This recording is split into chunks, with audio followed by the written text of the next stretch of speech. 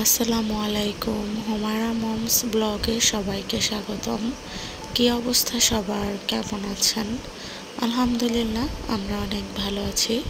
আশা করি আপনারাও অনেক ভালো আছেন। অনেক দিন পরে আবার একটি মিনি ব্লগ নিয়ে আসলাম। সকাল সকাল উঠেই ওয়াশিং মেশিনে কাপড় দিয়ে তারপর ব্রেকফাস্ট করে নিলাম। ব্রেকফাস্ট করে মাংস ভিজিয়ে নিলাম। এখন ভাতটা ভাজি করে নেব। কালকে রাত্রে ভাত বেশি ছিল, এই জন্য আমি ফ্রিজে রেখে দিয়েছি। আমি একটু ফ্রাইড রাইসের মতো আর কি করে নিলাম। এখন ড্রয়িং রুমটা গুছিয়ে নেব।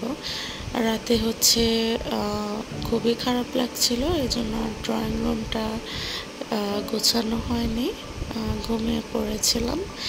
এখন ড্রয়িং রুমটা আমি গুছিয়ে নিলাম। এই তো মুরগির মাংসগুলি আমার ভেজা হয়ে গেছে।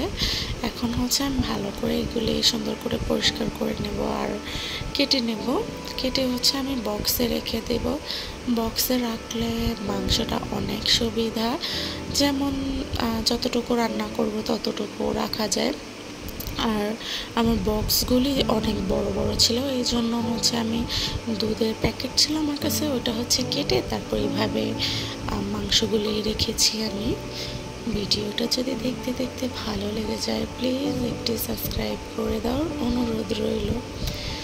এই তো এখন মাংসগুলি আমি নর্মাল ডিপ ফ্রিজে রেখে দেবো।